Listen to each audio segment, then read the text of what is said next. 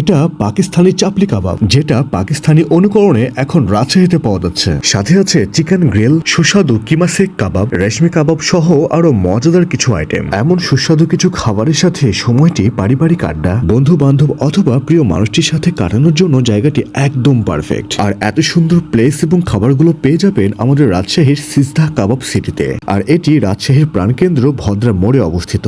এত সুন্দর জায়গাতে পাকিস্তানি সেই চাপলি কাবাবটি খাওয়ার জন্য আমরাও চলে গিয়েছিলাম। এটা হচ্ছে ভাই চাপলি কাবাব।